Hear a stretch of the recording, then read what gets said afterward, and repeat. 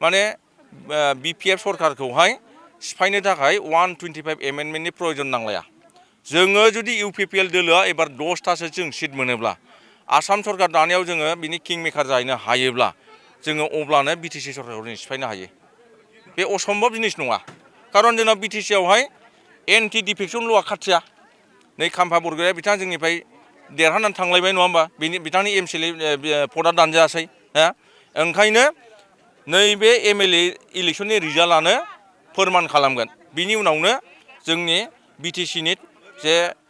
सिफायजायै बे जिनिसा जागोन आरोखि सरकार सिफायजायैया नैबे एसेम्बलि इलेक्सननि रिजाल्टनि उनावनो जागोन नैबे बेंटल सेरफाङावहाय खोब मोजां थासारि दा बेवहाय दिनैनि जे जों जेराव मिटिं खालामदों जोंनि प्राइमारिनि अफिसावनो जों खालामदों आरो नुनो मोनबाय बे जोंनि साखाथियावनो BPFआबो खालामदों बेवहाय खाम्फा मोनफैदों कास्टम बिथांमोन फैदों दा नांजाबलायनायानो मिटिङा दा बेवहाय जों नुबाय जोङो जुदियाव अपोजिसनाव दङ जोंनि मिटिङावहाय रायजो राजाफोरनि बाहागो लानाया एसे बांसिन दा बेखौ नुयोब्ला जोङो बेजोंनो जों मिथिनो हायो जे नैबे ओनसोलावहाय जोंनि UPPL सापर्टारफ्रानो बांसिन दङ आरो जोंनि बे ओनसोलावहाय जों बांसिन भट मोनगोन दा बेखौ नायोब्ला रनजित बसुमतारी सारा सिडली समष्टिनिफ्राय BPFनिफ्राय गोबांसिन भटआवहाय भट लानानै बिथाङा देरहानो हागोन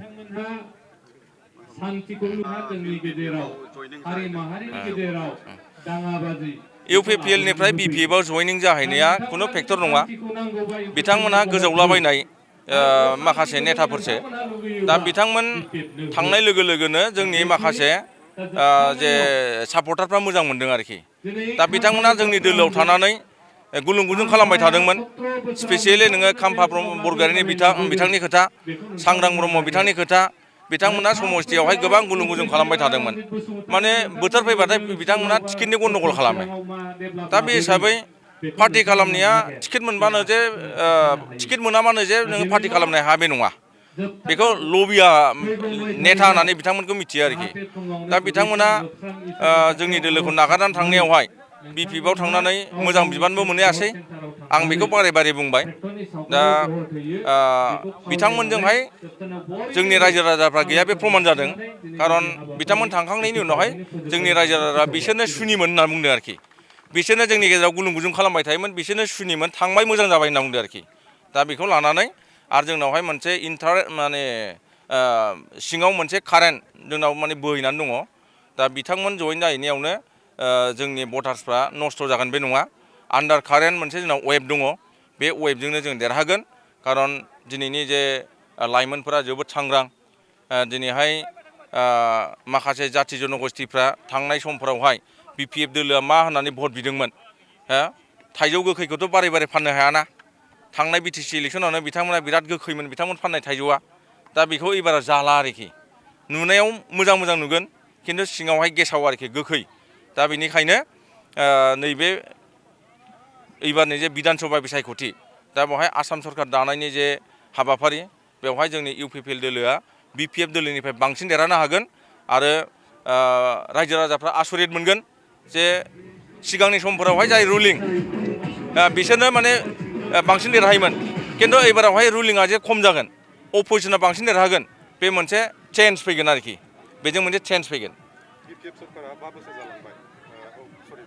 बादाम जालांबाय बादामनि गेजेरावहाय माखासे अरुनदय दाननाय आरो BPPLनि मावबोनानै दोननाय माखासे स्किमफोरखौ दाननाय दा बेखौ लानानै नोंथाङा माबायदि फोरमायगोन सासे लाइमोन दैदेनगिरि दा बिथांमोननि अरुनदय दाननाय आरो नैबे 5था गेरेन्टियानो BPFनि बिफद माने बे मोननै मोनथामसो जिनिसानो BPFखौ दंस' खालामदों आरोखि आरो नैबे साथामसो माखासे लाइमोनफोर दङ कास्टम प्रहलाद आरो बिक्रम बे साथामानो BPFखौ दंस' खालामगोन BPF सरकारखौ दंस' खालामगोन बेनिफ्राय नैबे अरुनदय दाननाय ओमफ्राय बे 5था गेरेन्टि बेनो BPFखौ दंस' खालामगोन आं सर्टै बेखौनो बुंबाय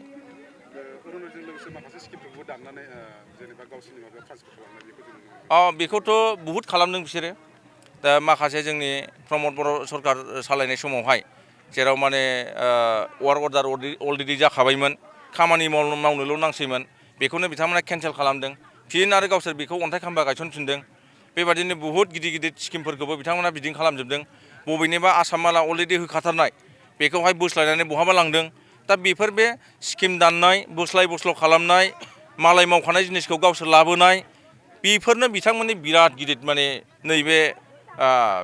बिधान सभा बिसायख'थियाव बे मोननै मोनथामसो जिनिसानो बिथांमोननि थाखाय एकदमबारे मोनसे गाज्रि थासारि लाबोदों आरोखि स्किम दाननायाथ' बिराद गिदिर बिथांमोननि भुलखा दा बेनिखायनो बिथांमोना UPPL दोलोनिफ्राय खमाव फैगोन UPPLआ बांसिन जोङो माने MLA सिट मोनगोन बेनिफ्राय जोङो आसाम सरकाराव जायखि सरकार दाया मानो जों बेवहाय जों बाहागो लानो हागोन जोङो मन्थ्रि लानानै जोङो सरकार दागोन आरो जों मोनसे जेब्लानाखि जोङो किं मेकार जायो जों मोनसे सर्त होगोन BTCआ फाल्थाय होमबा जों नोंसोरखौ हेल्प खालामगोन जोंना बे आरोखि BTCखौ दा बिथांमोना मिटिङावहाय क्लियारिफिकेसन होबाय थादों खाम्फामोनहा जे 125 एमेन्डमेन्टआ बिल पास जानाय लोगो लोगो मा जागोन जोंना 60टा समस्ति जागोन बेनिफ्राय मा जागोन बेखौहाय मोनसे BTCखौ स्क्रेप खालामनानै इन्टिरिम सरकार दानानै सिगनेटरिफोरखौ चिफ EM बानायनानै मोनसे 6 मासनि थाखाय सरकार दाहोनानै नेक्स्ट 6 मासनि गेजेरावहाय 60टा समस्ति बानायनानै इलेक्सन गेलेफिनगोन बे खोथा बुंनायखौनो बिथांमोना ओरैबायदि गिबाय दा बेखौ मिटिङाव बिथांमोना क्लियारिफिकेसन होनानै जोबो आरोखि दा जोंनो आं सान्दों आंनि बेक्तिगत बे मोनसे आइडिया आंनि मोनसे एसेसमेन्ट आरोखि एनालाइसिस माने BPF सरकारखौहाय सिफायनो थाखाय 125 एमेन्डमेन्टनि प्रयजन नांलाया जोङो जुदि UPPL दोलोआ एबार 10टासो जों सिट मोनोब्ला आसाम सरकार दानायाव जोङो बिनि किं मेकार जाहैनो हायोब्ला जोङो अब्लानो BTC सरकारखौ जों सिफायनो हायो बे असम्भब जिनिस नङा खारन जोंनाव BTCआवहाय एन्टि डिफेक्सन ल'आ खाथिया नै खाम्फा बरग'या बिथाङा जोंनिफ्राय देरहानानै थांलायबाय नङा होमबा बिथांनि MCLA भटआ दानजायासै ओंखायनो नैबे MLA इलेक्सननि रिजाल्टआनो फोरमान खालामगोन बिनि उनावनो